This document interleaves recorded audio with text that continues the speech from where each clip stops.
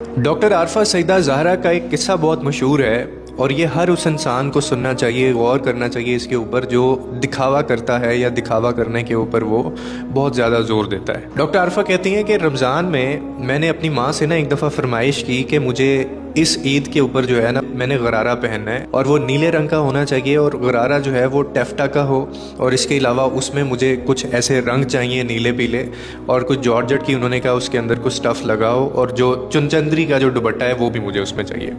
अब वो कहती हैं कि मेरी माँ ने बहुत लाड से मेरा वो जो ईद का जोड़ा था वो उन्होंने बना दिया और वो कहती हैं कि मैं वो ईद का जोड़ा पहनने के लिए बहुत खुश हुई। फिर वो कहती हैं कि जब हम ईद के नाश्ते से फारिग हुए तो मैंने अपनी माँ से कहा कि अब हम खेलने जा रहे हैं, तो उन्होंने इंतहाई लाड से बाहें फैलाईं और मुझे अपनी बाहों में उन्होंने रखा उनकी माँ ने।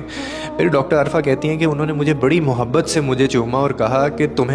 तुम्हारा ये जो जोड़ा है वो कैसा लगा, ये अच्छा लगा? तो कहती हैं कि मुझे बहुत अच्छा लगा और ये बहुत खूबसूरत है, बिल्कुल वैसा ही जैसा मैंने आपको बनाने के लिए कहा था। फिर वो कहती हैं कि मेरी माँ ने मुझसे एक ऐसा सवाल किया कि अब जब अभी तुम बाहर खेलने जाओगी तो बहुत से बच्चों ने ऐसा जोड़ा नहीं पहना होगा, तो क्या तुम ऐसा नहीं कर सकती कि कोई ऐसा जोड़ा पहन जाओ जो तुमने पहले भी पहन रखा हो?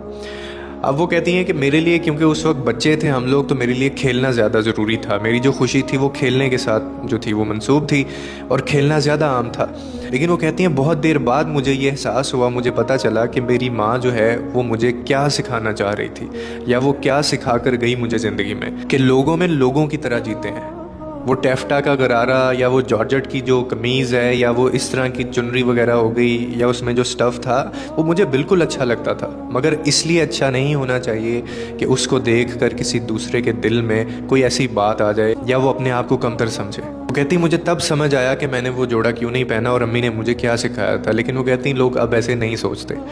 अब हर तरफ नफसा नफसी है। जब तक हम लोगों को दिखावा नहीं कर देते किसी भी चीज़ का, बढ़ चढ़ के हम लोग नहीं बता देते, उस वक्त तक हमारी जो चीज़ है उसका मकसद पूरा नहीं होता। कहने को ये बहुत छोटी सी बात है, लेकिन अगर हर इंसान इसके ऊपर अपनी ज़िंदगी में अमल करे तो ये आपकी ज़िंदगी संवार सकता है।